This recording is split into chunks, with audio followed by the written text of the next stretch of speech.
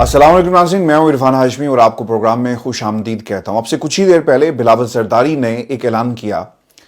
और उन्होंने इस ऐलान के साथ साथ दुख का भी इजहार किया कि काश पाकिस्तान तहरीक इंसाफ के लोग हमारे पास आते, कोशिश करते और शहबाज शरीफ का रास्ता रोकते तो शायद इस वक्त पाकिस्तान का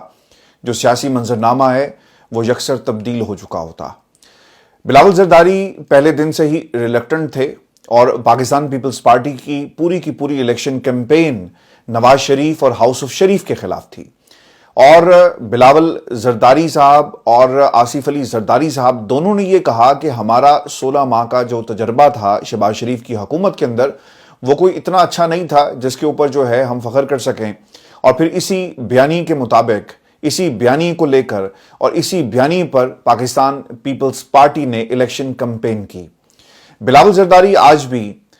नून लीग से खाइफ नजर आते हैं। शहबाज शरीफ के ऊपर उन्हें एक छोटा सा भी जो कहते हैं ना कि एक कहीं पर उम्मीद की कोई किरण हो या 1% भी उन्हें एतबार नहीं है और वो ये समझते हैं कि शहबाज शरीफ साहब जो हैं वो इस ओहदे के लायक नहीं थे। लेकिन शहबाज शरीफ साहब को जहां पर पाकिस्तान पीपल्स पार्टी का शुक्रिया अदा करना चाहिए वहीं पर इमरान खान का भी शुक्रिया अदा करना चाहिए। खान साहब की राह तकती रही पाकिस्तान पीपल्स पार्टी और मेरी इतलात व्यूअर्स ये हैं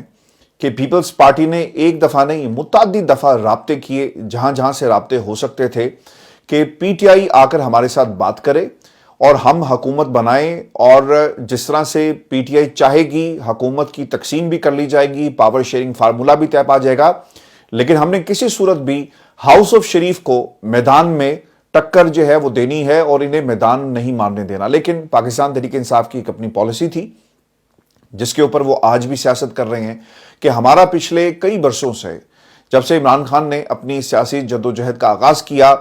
बिलावल जरदारी से पहले जो आसिफ अली जरदारी सियासत को कंट्रोल कर रहे थे, आज भी किसी हद तक वो कंट्रोल कर रहे हैं। लेकिन हम उस सियासत के खिलाफ हमेशा हमने आवाज बुलंद की। आज ये नहीं हो सकता कि हम बिलावल के साथ टेबल पर बैठ जाएं और नून लीग के साथ टेबल पर बैठ जाएं। व्यूअर्स, इसके ऊपर मेरा एक अपना ओपिनियन है। आप में से बहुत सारे लोग जो हैं इससे इत्तेफाक नहीं करते, लेकिन अगर आप फजल रहमान साहब के साथ टेबल पर बैठ सकते हैं, अगर आप MQM वो जमात जिसने कराची के अंदर जिस तरह से बर्बरियत की, जो वकला हमारे भाई हैं उन्हें निकाल कर उनके चैम्बर्स से उनको जिंदा जलाया गया, एक ऐसी जमात जिसको कलदम करार दे दिया गया और मुत्तहिदा कौमी मूवमेंट के कितने टुकड़े हुए हमने पाकिस्तान के अंदर देखे। इनका बानी जो वाकई जिस तरह से वो लंदन में छुपा हुआ बैठा है और पाकिस्तान नहीं जा सकता, इसके बावजूद उन्हें हुकूमत में शामिल किया गया। तो वहां पर हमारे सुनने वाले क्यों ये बात भूल जाते हैं कि हमने उनके साथ अगर बात कर ली तहरीक इंसाफ के प्लेटफॉर्म से, तो जनाब इनके साथ बात करने के लिए आपने क्यों हाथ जो है वो आगे नहीं बढ़ाया। अब इसके अंदर सियासत क्या है, खान साहब जो है ना इस वक्त वो अवाम की सियासत कर रहे हैं और पॉपुलर पॉलिटिक्स का यही तकाजा था। अगर हम सियासी मंजरनामे को जरा गौर से देखें तो वो मंजरनामा ये बताता है कि अवाम की सियासत अवाम के फैसले और अवामी मैंडेट की बुनियाद पर किए जाएंगे। वो बंद कमरों पर ये फैसले नहीं हो सकते। और इमरान खान और उनकी जमात ये समझती है कि पीपल्स पार्टी के साथ बैठना जो है शायद उनके बयानिए और उनकी उस जद्दोजहद की नफी हो जाएगी कि अगर हमने जाकर इन्हीं चोर डाकुओं के साथ जो है वो हाथ मिला लिया। और दूसरी तरफ ये हो नहीं सकता कि पाकिस्तान तहरीक इंसाफ, इमरान खान जिन्हें जेल में डालने वाले वो तमाम सियासी किरदार जो इस वक्त फनकारी के साथ और वो करेक्टर्स जो इस वक्त आपको कॉन्विकेशंस के अंदर नजर आएंगे, उनके साथ हाथ मिला लिया जाए, क्योंकि यही लोग जिम्मेदार हैं इमरान खान के खिलाफ जितनी इस वक्त बर्बरियत इस वक्त जो है वो की जा रही है। लेकिन ये पाकिस्तान तहरीक इंसाफ का एक अपना फैसला है। हमने माजी के अंदर ये जरूर देखा कि असम्बलियों से बाहर आने के फैसले को एक गलती जो है वो तस्लीम किया गया पाकिस्तान तहरीक इंसाफ की तरफ से। और आज जो कुछ मुल्क के अंदर हो रहा है, वो जमात जिसे पाकिस्तान की आवाम ने सबसे ज्यादा मैंडेट दिया, आज उस मैंडेट को साजिश के जरिए पाकिस्तान तहरीक इंसाफ से छीना जा रहा है। आज बिलावल जरदारी साहब चूंकि अब वो इत्तेहादी बन गए ना, उनके पास कोई ऑप्शन नहीं है। लेकिन मुझे ये जरूर लगता है, और आपने अगर प्रेस कॉन्फ्रेंस देखी हो तो ये वाइब्स हमें जरूर मिली हैं कि ये इत्तेहाद ज्यादा देर नहीं चलेगा। जहां पर इन्होंने गड़बड़ की वहां पर ये हुकूमत से कमेटी बनाने का मुतालबा भी करेंगे। ये जो धांधली वाला मामला हो रहा है, लेकिन बहुत ही अच्छा होता कि बिलावल जरदारी साहब आज ऐलान करते और ये कह देते, چونکہ آپ بھی پاپولر جو اس وقت سیاست ہے وہ کرنے کی کوشش کر رہے ہیں. 2 لوگ آپ کے الیکشن کیمپینز کے دوران اور الیکشن ڈے والے دن شاید ان کے اوپر حملہ ہوتا ہے اور وہ جاں بحق ہو گئے, تو آپ ان کے گھروں میں جا کر ایک پیغام ووٹر کو, ورکر کو یہ دے رہے ہیں کہ ہم انہیں نہیں بھولے. بہت اچھا ہوتا کہ اگر آپ جس مینڈیٹ کے اوپر ڈاکہ ڈالا گیا اس کے حوالے سے بھی 4 حرف کہتے اور کہتے کہ جناب جب تک پاکستان پیپلز پارٹی سے اتحاد کے اندر ہے, ہم حکومت وقت سے, چونکہ آپ کابینہ میں نہیں ہیں, اتحادی ضرور ہیں چونکہ ابھی تک کی جو خبر ہے, تو اب ہم تقاضا کرتے ہیں کہ ایک انڈیپینڈنٹ انکوائری کروائی جائے ان سیٹس کے اوپر جہاں پر دھاندلی ہوئی ہے, اور لوگ جو اس وقت سراپا احتجاج ہیں ان کے بھی کنسرنز کو سنا جائے. کیونکہ اگر آپ یہ کہیں نا کہ جناب ہم بھی وکٹم ہیں لاہور کی سیٹ کے جہاں پہ عطا تارڑ کو جتوا دیا گیا, تو پھر آپ یہ تقاضا کیوں نہیں کرتے, اور کس کے کہنے پر آپ نے خاموشی اختیار کی ہے؟ یہ پاکستان کا سیاسی منظرنامہ آپ سے, آپ کی اس خاموشی کا بلاول زرداری صاحب ضرور حساب جو ہے وہ لے گا. ویورز, اب آپ کو یہ بھی خبر دے دیں کہ خان صاحب نے باقاعدہ طور پر توشہ خانہ اور سائفر کیس میں رجوع کر لیا ہے. اسپیشل بینچ تشکیل دے دیا گیا ہے اسلام آباد ہائی کورٹ کا, اور پیر سے باقاعدہ عمران خان کی ان درخواستوں کے اوپر سماعت جو ہے وہ ہونے جا رہی ہے. جسٹس عامر فاروق صاحب جو کسی بھی تعارف کے محتاج نہیں ہیں, جنہوں نے ماضی میں بہت سارے ایسے فیصلے دیے جو فیصلے تو دے دیے گئے لیکن فیصلے سنائی نہیں گئے, انہیں محفوظ کیا گیا, اور پھر جب حالات بدلے اور ان فیصلوں کا اطلاق سیاسی طور پر یعنی کسی کو فائدہ دوسری طرف سے خان صاحب کے مخالفین کو پہنچ رہا تھا, تو ان کی ٹائمنگ کو پاکستان کی عوام نے بغور دیکھا اور کس طرح فائدہ جو ہے پہنچایا گیا. جسٹس عامر فاروق صاحب کی سربراہی میں جسٹس میاں گل حسن اورنگزیب پر مشتمل خصوصی بینچ جو ہے وہ سماعت کرنے جا رہا ہے. آپ کو ویورز بتا دیں کہ سائفر کیس کی جو اپیل میں جو گراؤنڈز ہیں پاکستان تحریک انصاف کی طرف سے وہ کیا اختیار کی گئی ہیں. پٹیشنر بطور وزیراعظم سائفر کو اپنے پاس رکھنے کا دفتر خارجہ کو واپس بھجوانے کا ذمہ دار نہیں ہے. یہ کلیریکل جاب تھی اور پرنسپل سیکرٹری صاحب جو ہیں یہ ان کی ذمہ داری تھی. کسی بھی سائفر کی حفاظت اور اسے دفتر خارجہ واپس کرنے کی ذمہ داری وزیراعظم کے پرنسپل سیکرٹری کی ہوتی ہے. اگر کوئی جرم بنتا ہے تو اس کا ذمہ دار پرنسپل سیکرٹری کو ٹھہرایا جائے. اگر آپ اس فیصلے کو پڑھیں نا تو پرنسپل سیکرٹری اعظم خان کے بیان کو باقاعدہ طور پر بنیاد بنا کر فیصلہ سنایا گیا, لیکن دوسری طرف خان صاحب نے پرنسپل سیکرٹری کو تھپکی دی, اور اس کا بیان اگر عمران خان کے حق میں تھا تو پھر یہ فیصلہ عمران خان کے خلاف کیسے آ گیا؟ یہ وہ سوال ہے جو پاکستان کی عوام کے ذہنوں میں اس وقت موجود ہے کہ تھپکی کے بعد اسی گواہی کو استعمال کیا گیا اور پھر پرنسپل سیکرٹری کو ہی اس درخواست کے اندر ذمہ دار ٹھہرایا گیا ہے. شاید وکلا کو بعد میں احساس ہو گیا کہ خان صاحب نے تھپکی تو دے دی ہے, لیکن اسی بیان کی بنیاد پر عمران خان کو سزا جو سنا دی جائے گی, اور درخواست کے اندر جو عمران خان کے وکلا کی طرف سے دائر کی گئی یہ اس کا سب سے بڑا منہ بولتا ثبوت ہے کہ پرنسپل سیکرٹری کو اس پورے کھیل کا ذمہ دار ٹھہرا دیا گیا ہے. سائفر کیس ٹرائل کے دوران مسلسل بے ضابطگیاں سامنے آئی اور یہ دونوں طرف سے وکلا جو ہیں وہ بار بار کہتے رہے, اور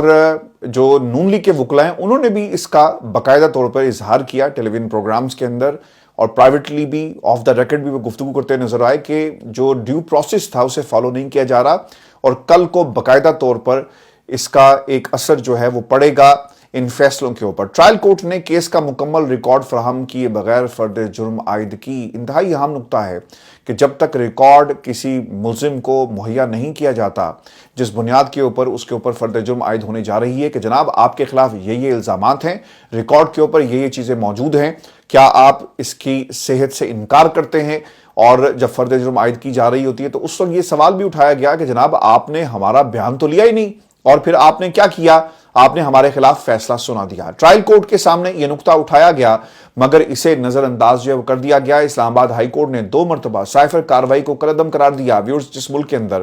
بھٹو کی پھانسی کو پاکستان کے عدالتی نظام نے اس کے اوپر مہر لگائی, وہاں پر عمران خان کے فیصلوں کے اوپر جو پریکٹس اس وقت ہم نے دیکھی ہے ڈیو پروسیس کو فالو نہ کرنے کی, یہ کوئی بڑی بات نہیں ہے, اور عدالتیں اعلی کار بن کر ہمیشہ تاریخ پاکستان کی گواہ ہے کہ کس طرح فیصلے کرتی رہی ہے. ویورز, ٹرائل کورٹ نے جلد بازی میں ٹرائل مکمل کیا ہے. اگر آپ غور کریں نا, یہ جتنے بھی گراؤنڈز اس وقت پاکستان تحریک انصاف کے وکلا کی طرف سے رکھی جا رہی ہیں یہ ساری پروسیجرل ہیں. ماضی میں ایک فیصلہ آ چکا ہے نا جب آپ نے 2 دفعہ کالعدم قرار دیا سائفر کے معاملے کو تو پھر کہا گیا کہ ٹھیک ہے جناب دوبارہ سے شروع کیا جائے. جہاں سے معاملہ خراب ہوا اور جہاں پر ڈسکرپنسیز irregularities پائی جاتی ہیں اس کے اوپر ہم دوبارہ سے کارروائی جو ہے وہ کر دیتے ہیں. اب دیکھنا یہ ہوگا کہ اس بنیاد پر عدالت جو ہے وہ کیا فیصلہ سناتی ہے. عمران خان کو اپنی مرضی کا وکیل کرنے کی بھی اجازت جو ہے وہ نہیں دی گئی. میں اشتر صاحب سے بات کر رہا تھا تو انہوں نے کہا کہ یہ ان کا حق تھا اور یہ حق جو ہے انہیں ملنا چاہیے تھا. اور پھر ایک انتہائی اہم نقطہ میں آپ کی آپ کو یہ کیس سمجھانے کے لیے میں نقطہ آپ کے سامنے رکھ رہا ہوں اور یہ کون کہہ رہا ہے؟ اشتر اوصاف صاحب پاکستان کے اٹارنی جنرل بھی رہ چکے ہیں. پاکستان مسلم لیگ نون سے ان کا بہت گہرا تعلق ہے اور وہ ڈیسیژن میکرز میں سے ہیں پاکستان مسلم لیگ نون کے. وہ یہ بات کر رہے تھے, یہ کوئی اور نہیں کہہ رہا, وہ یہ کہہ رہے تھے کہ جناب جو سزا وربلی سنائی جاتی ہے نا اس کی کوئی قانونی حیثیت نہیں ہے اور ایپلیٹ ٹرائبونلز کے اندر بھی کی حد تک تو یہ ہو سکتا ہے, لیکن جہاں پر ٹرائل کورٹ ہو وہاں پر سزا کو لکھ کر سنایا جاتا ہے. یہ نہیں ہوتا کہ آپ نے سزا سنائی اور آپ بھاگ گئے. ہم نے سزاؤں کے اندر یہی دیکھا نا کہ جج کیسے بھاگے. پھر ٹرائل کورٹ کے اس عمل سے عمران خان کا فیئر ٹرائل کا حق جو ہے متاثر ہوا, یعنی آرٹیکل 10 اور بنیادی حقوق کی خلاف ورزی جو ہے وہ کی گئی ہے. کیس کی پیروی کے لیے ناتجربہ کار سرکاری وکلا صفائی کا تقرر کیا گیا جنہوں نے بغیر تیاری اور پٹیشنر کی ہدایت کے بغیر گواہوں پر جرح مکمل کی. آپ کو یاد ہوگا علیمہ خان نے باقاعدہ طور پر رابطہ کیا تو انہیں بتایا گیا کہ جناب ہم تو ایسے ہی آئے ہیں اور آپ کا اس کیس سے کوئی تعلق نہیں ہے, ہم دیکھ لیں گے. اور پھر جو رابطہ تھا وہ منقطع کر دیا جاتا ہے اور اسے رپورٹ بھی کیا گیا میڈیا میں. جو گفتگو ہوئی علیمہ خان کی اور انہوں نے کہا کہ ہمیں ہمارا جو وکیل ایک تحفے میں دیا گیا ہے وہ ہماری بات جو ہے وہ نہیں سن رہا.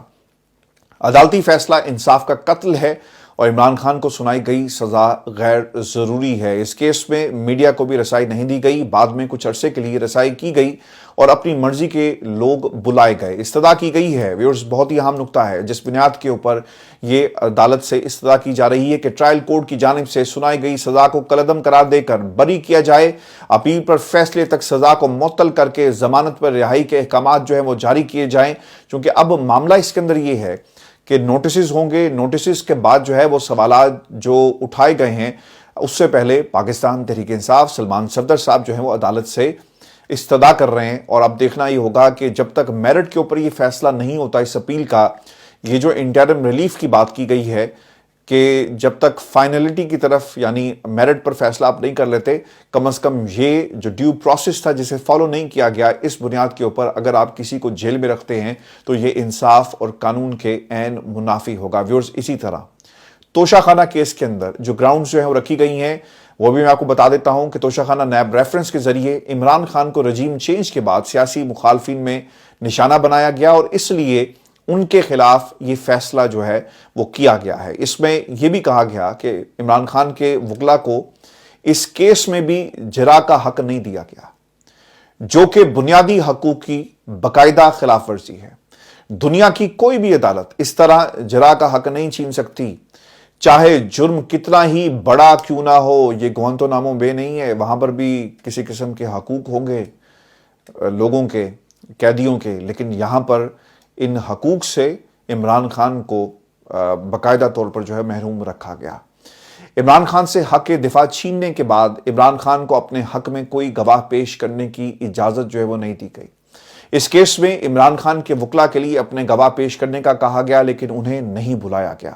عمران خان کے ملٹری سیکریٹری کے قانون کے مطابق تمام تحائف توشہ خانہ میں جمع کرائے اور جو عمران خان نے تحائف لیے وہ بھی قانون کے مطابق رقم جو ہے وہ جمع کروائی گئی. اس پر بھی باقاعدہ طور پر یہ نقطہ جو ہے اٹھایا گیا. اس کیس میں بھی جلد بازی اور غیر شفاف طریقے سے عمران خان کو سزا جو ہے وہ سنائی گئی ہے. عمران خان نے درخواست میں سوال کھڑے کیے کہ وزارت خارجہ میں کام کرنے والے افسران جنہوں نے قیمت لگائی اگر ان پر کوئی پریشر تھا تو پہلے کیوں نہیں بولے, رجیم چینج کے بعد بھی کیوں یہ کیس بنایا گیا. نیب نے جس سیلز مین سے قیمت لگوائی اس کو تو تحائف کی قیمت لگوانے کا تجربہ ہی نہیں اور وہ کیسے فون پر تصاویر دیکھ کر دبئی میں بیٹھ کر قیمت لگا سکتا ہے. ویورز یاد رکھنا ہے کہ توشہ خانہ کے اندر سائفر کیس کے اندر یہ تمام نکات بہت ہی اہم ہیں. اب 2 رکنی بینچ اس پر کیا فیصلہ کرتا ہے. میں آپ کو یہ بھی بتا دوں کہ توشہ خانہ فوجداری کیس جس میں جج ہمایوں دلاور نے عمران خان کو سزا دی تھی, اس میں اسلام آباد ہائی کورٹ نے چند دن میں فیصلہ دیا اور کیس کو اڑا دیا. یہ بھی اس طرح کا ہی کیس ہے جو آنے والے چند سماعتوں میں ختم ہو جائے گا. لیکن ویورز دیکھنا یہ ہے کہ کیا پاکستان کے اندر عمران خان کی اس استدعا کو قبول کرتے ہوئے کیا انہیں ریلیف ملے گا. چونکہ دوسری طرف پارلیمنٹ کے اندر عمران خان کی جماعت جسے عوام نے مینڈیٹ دیا, اس مینڈیٹ کو ایک اقلیتی مینڈیٹ میں جو ہے تبدیل کیا جا رہا ہے, اور وہ جماعت جسے پاکستان کی عوام نے یکسر رد کر دیا, اب اس کے مینڈیٹ کو جو ہے وہ بڑھایا جا رہا ہے. میں آپ کو یہ بھی خبر دے دوں کیونکہ فیصل جوید صاحب نے جو ہے ان کی انٹریکشن ہوئی, اور وہ کیا کہتے ہیں, انہوں نے نا ایک اعلان کیا ہے, اور ان کے اس اعلان کے مطابق عمران خان اور ان کی اہلیہ جلد رہا ہوں گے. اور اعلان یہ ہے جی کہ عمران خان میاں والی سے الیکشن لڑ کر وزیر اعظم کا حلف اٹھائیں گے. چونکہ معاملہ اس کے اندر نا سادہ نہیں ہے, اور پاکستان تحریک انصاف کی اس جماعت کے ساتھ اب تک کا جو ریاست کا برتاؤ ہے وہ ایک ستیلی ماں کے جیسا ہے. ویورز ہو ہی رہا ہے, چونکہ انہوں نے تو اعلان کر دیا, لیکن گراؤنڈ کے اوپر چیزیں کیا موجود ہیں. پہلی چیز یہ ہے کہ جو مینڈیٹ چوری کیا گیا ان کا الیکشن ٹرائبونل سے جلد فیصلہ آ جائے, پھر ہی ممکن ہوگا نا. اور پھر پاکستان پیپلز پارٹی یہ اصولی موقف بنائے کہ جہاں جہاں پر بھی فارم 45 کی شکایات ہیں ایک انڈیپینڈنٹ انکوائری ہونی چاہیے, جوڈیشل کمیشن بنائے. چونکہ پیپلز پارٹی اس وقت خاموش ہے, لیکن مجھے یہ لگتا ہے کہ جب انہوں نے اتحاد سے الگ ہونا ہے نا, تو انہوں نے یہ نعرہ لگانا شروع کر دینا کہ جناب فارم 45 کی ہم کمیٹیز میں کہہ چکے, ہم نے انڈیپینڈنٹ انکوائری کی بات کی, لیکن ملک کے لیے اب ہم اس جعلی مینڈیٹ اور اس اتحاد میں شامل نہیں ہو سکتے. اور وہ پالیسیز جو شہباز شریف صاحب کی پالیسیز ہیں جہاں پر بلیک میلنگ جو ہے وہ کی جا رہی ہے, اور وہ جماعتیں جو سندھ کی جماعتیں ہیں, یعنی جس میں ایم کیو ایم کا یہ ایک نام انہوں نے آج لیا بھی, اور آپ نے اس کی ٹائمنگ بھی دیکھ لیں. ایم کیو ایم ادھر سے بلیک میلنگ کر رہی ہے شہباز شریف کو کہ جی ساڈا حق ہے رکھ, اور ہمیں ہمارے جو ہیں ہماری مرضی کے مطابق سیٹس دی جائیں. تو ادھر سے بلاول زرداری صاحب نے پریس کانفرنس کر دی, چونکہ وہ سندھ کے اندر کراچی کی سیٹس کے اوپر انہیں تحفظات ہیں, تو پھر کریں نا مطالبہ. تو آنے والے دنوں میں یاد رکھیے گا ایک مطالبہ فارم 45 کا جو ابھی نہیں ہوا یہ کیا جائے گا پاکستان پیپلز پارٹی کی طرف سے, اور پھر شہباز شریف کی کارکردگی کے اوپر زرداری صاحب جو ہے نا مسکراتے ہوئے کہیں گے کہ یار جو اس سے کام ہمیں توقعات تھی وہ یہ کام نہیں کر سکا, اور اب ان کی ریٹائرمنٹ کا وقت جو ہے وہ ہوا چاہتا ہے. ویورز الیکشن کمیشن کا ایک ہنگامی اجلاس, اور پھر چند گھنٹوں کے بعد مخصوص نشستوں کے لیے پاکستان تحریک انصاف ارکان کی سنی اتحاد کونسل میں شمولیت کے بعد سے پانچوں اسمبلیوں میں جو حلف برداری کا عمل جو ہے وہ شروع ہو گیا ہے. اور اس کے اندر جو کھیل کیا کھیلا گیا, چونکہ جو فیصل جوید صاحب نے یہ جو بات کہی کہ خان صاحب جو ہیں وزیر اعظم ہوں گے, یہ پاکستان کے ہر شہری کی یہی خواہش ہے کہ عمران خان آزاد انہیں کیا جائے اور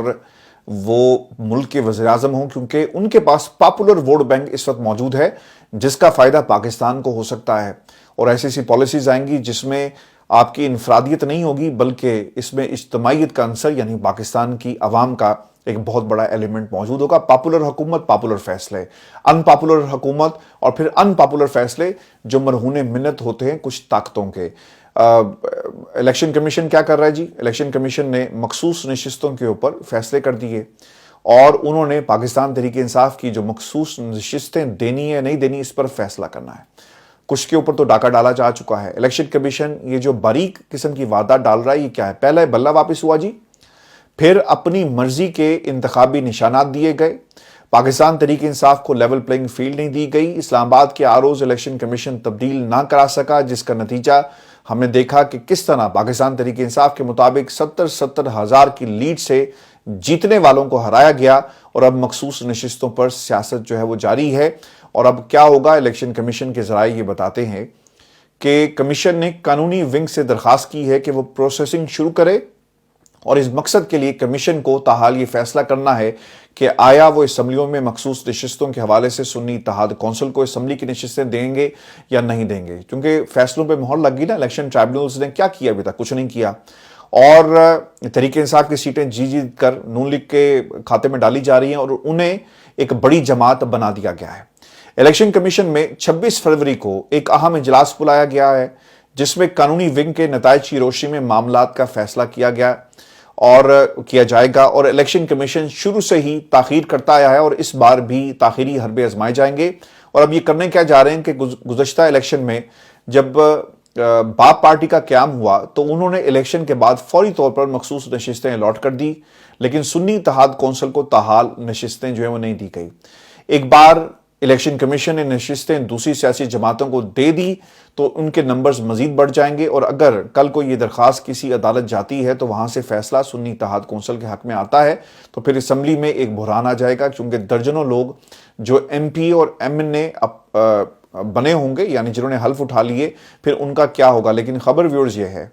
कि इन्होंने ये फैसला कर लिया, और अगर ये एक मखसूस अरसे में किसी को मखसूस नशिस्तें जो हैं वो नहीं दी जाती तो फिर ऑटोमेटिकली ये दूसरी जमातों में तकसीम जो है वो कर दी जाएंगी। तो ये एक बहुत बड़ा मसला इस वक्त पाकिस्तान तहरीक इंसाफ के लिए। तो फैसल जावेद जो हैं जो बात कर रहे हैं वो ग्राउंड के ऊपर ऐसा हमें कुछ होता हुआ नज़र नहीं आ रहा, चूँकि केसेस खान साहब की सज़ाओं का मुअत्तल होना और फिर इसके साथ साथ जो नंबर्स जिनको अक़लियती जमात में कन्वर्ट कर दिया गया, पाकिस्तान की जो अदालतें हैं अगर हम उनसे तवक्कुआत ये वाबस्ता करके बैठ जाएं तो मुझे नहीं लगता कि हमें इन अदालतों के ऊपर अब भरोसा जो है पाकिस्तान की आवाम को करना चाहिए। और व्यूअर्स आपको ये भी खबर दे दें कि आज काफ़ी दिनों के बाद बाऊजी ने एक पब्लिक अपीयरेंस दी और उन्होंने कॉन्वोकेशन से खिताब किया, और उन्होंने आज भी लिखी लिखाई तकरीर जो है वो नौजवानों के सामने की, पेपर रीडिंग करते हुए हमें वो आज एक बार फिर जो है वो पाकिस्तान के टेलीविजन चैनल्स के ऊपर नजर आए। नवाज शरीफ साहब ने पाकिस्तान के आज़ाद मीडिया का सामना नहीं किया, और ना ही उन्होंने मनपसंद किसी सहाफ़ी को बुलाकर उसके सामने मनपसंद सवालात का पलंदा रख के उनके जवाबात दिए। नवाज शरीफ साहब ने आज ना ही पाकिस्तान से बाहर इंडिपेंडेंट मीडिया का सामना किया, बल्कि उन्होंने एक लिखी लिखाई तकरीर नौजवानों के सामने की, और उन्होंने अपनी तकरीर के अंदर नीचे देखते हुए सर झुकाकर क्या कहा। वो ये कहते हैं कि मैं चाहता हूं जी कि मेरी तकरीर से एक सोच और फिक्र लेकर आप लोग यहां से जाएं। वो शख्स कभी कामयाब नहीं हो पाता जिसमें कामयाबी से ज्यादा नाकामी का खौफ हो। अच्छा, मैं अगर चाहूं भी ना व्यूअर्स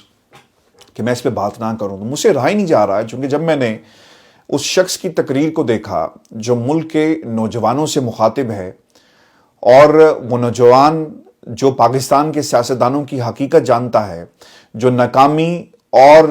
कामयाबी के फ़र्क को भी खूब जानता है कि नाकामी के लिए आपको हाथ मिलाना पड़ता है और आप अपनी नाकामी को किस तरह जीत में कन्वर्ट कर दें, तो उसकी एक ज़िंदा मिसाल उन नौजवानों के सामने स्टेज पर तकरीर करती हुई उनके सामने मौजूद थी। अगर नाकामी के खौफ और जीत का, जिस तरह से उन्होंने जिक्र किया कि जीत आपको तब मिलेगी जब आप नाकामी के खौफ को पीछे डाल दें, तो उनके सामने इमरान खान की एग्जाम्पल मौजूद है। अगर उसे खौफ होता और अगर वो चाहता तो पाकिस्तान में इक़्तिदार में आने के लिए वो डील कर सकता था, लेकिन उसे डील नहीं की। ये एग्जाम्पल भी उन नौजवानों के सामने है जिनको आप एक लिखी लिखाई तकरीर पढ़कर सुना रहे थे, जो अल्फाज किसी और के थे। हमने माजी में बाऊजी को बहुत सारे नाम दिए, लेकिन खुदा के लिए वो काम मत करें जो एबिलिटीज़ और क्वालिटीज़ आपके अंदर नहीं है। आज जिस दौर में आप खड़े हैं और जिन नौजवानों के सामने आप खड़े थे ना, उनकी मजबूरी थी कि नवाज शरीफ साहब की बेटी, अगला वज़ीर आज़म, वज़ीर आला, और नवाज शरीफ साहब खुद जिस इंस्टीट्यूट में बच्चे पढ़ रहे हैं, वो आपके बारे में क्या ख्याल करते हैं। कभी इंडिपेंडेंट सर्वे करवाएं वहाँ पर, उस कॉलेज के अंदर, उस ट्रस्ट जहाँ पे आप खिताब कर रहे थे, तो आपको पता चल जाएगा कि आपके अपने ट्रस्ट के और अपने उस कॉलेज के जो बच्चे हैं वो इस बारे में क्या कहते हैं। अच्छा, फिर इसमें इंटरेस्टिंग बात यह भी है कि मरीम नवाज का जब हल्फ बर्दारी की तकरीब होगी तो देखना ये होगा, बीइंग वज़ीर आला पंजाब, जब इसकी नॉमिनेशन होती है, क्योंकि अभी स्पीकर और डिप्टी स्पीकर जो है वो चल रहा है मामला, तो क्या नवाज शरीफ साहब आएंगे। और फिर ये भी इम्पोर्टेंट हमने चीज़ देखी कि जब बिलावल जरदारी, आसिफ जरदारी और फिर उनके साथ साथ शहबाज शरीफ साहब बैठे हुए थे, तो सब लोग ये जानना चाहते थे कि नवाज शरीफ साहब इस पूरे अमल में क्यों शामिल नहीं हैं। और फिर जवेद लतीफ़ का बोलना, फिर ख्वाजा आसिफ के इतराफ़ जो उन्होंने टेलीविजन चैनल पर किए कि ये इत्तेहाद ज़्यादा देर नहीं चल पाएगा, तो नवाज शरीफ साहब को क्या अब हम पाकिस्तान की सियासत से माइनस ही समझें। तो व्यूअर्स, वक्त हुआ चाहता है एक और रिटायरमेंट का, और आपने आज के इस वीलॉग को اس گفتگو کو یاد رکھنا ہے. یہ پاکستان مسلم لیگ نون کا آخری دور ہے پنجاب کے اندر، چونکہ نوجوان جن کو آپ ناکامی اور جیت کا جو فلسفہ سمجھانے کی کوشش کر رہے ہیں نا، وہ سمجھ چکے ہیں کہ اصل مقدر کا سکندر اور جیت کا سکندر کون ہے. اور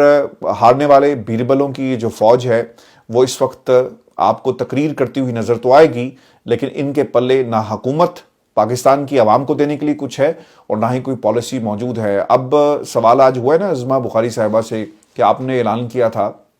کہ 200 یونٹ ہم آپ کو دے دیں گے، تو پھر آپ کیوں قوم سے جھوٹ بولتے ہیں؟ جب آپ یہ کہیں کہ جناب ہمیں IMF کی شرائط کو دیکھنا ہوگا اور اس کے بعد فیصلہ کریں گے، تو کیا یہ شرائط آج سے ٹھیک 3-4 ماہ پہلے جب یہ اعلانات کیے جا رہے تھے اس وقت آپ کو یہ یاد نہیں تھا؟ اور یہ بھی انتہائی اہم نکتہ ہے کہ 16 ماہ آپ کی حکومت رہی، IMF سے ڈیلز آپ کرتے رہے، اور پھر اس کے بعد ایک جو حکومت آئی جس نے آپ کو سپورٹ کیا، تو اس وقت یہ اعلان آپ کو یاد نہیں تھا کہ IMF کیا کہہ رہا ہے. تو ہماری سیاست کے اندر ویورز جھوٹ بولنا جو ہے نا وہ رکھ دیا گیا ہے، اور جھوٹ کے بغیر یہ سیاست نہیں چل سکتی، اسی لیے پاکستان جو ہے وہ پیچھے جا رہا ہے. ایک میدان جنگ کی خبر میں آپ کو دے دوں، کراچی بنا رہا، GDA اور سندھ اسمبلی کے باہر احتجاج جو وہ کیا گیا، پولیس اور مظاہرین کے درمیان جھڑپیں ہوئی ہیں، اور انتہائی اہم پریس کانفرنس بلاول زرداری نے جب کی تو یقیناً انہیں چاہیے تھا کہ وہ اعلان ضرور کرتے کہ جو لوگ احتجاج کر رہے ہیں انہیں ان کا حق ہے، ہم بھی احتجاج کریں گے اور ان کے ساتھ جا کر بیٹھیں گے، چونکہ کراچی کی سیٹس کے اوپر ہمارا جو حق ہے وہ مارا گیا، ہماری حق تلفی ہوئی، لہٰذا جب احتجاج ہوگا پاکستان پیپلز پارٹی بھی اس احتجاج میں شامل ہوگی. لیکن انہوں نے ایسا نہیں کیا، اور شاید پورے ملک کے اندر اب تا حیات جو ہے ان کا بس چلے تو دفعہ 144 لگا کر جلسے جلوس اور احتجاج کے اوپر پابندی لگا دی جائے. اب دیکھنا یہ ہوگا کہ عدالتیں اپنے فیصلے اگر وہ کرتی ہیں تو ان کے اوپر عمل درآمد بھی کر پاتی ہیں یا نہیں کر پاتی. اپنا خیال رکھیے گا، اجازت دیجیے، اللہ نگہبان.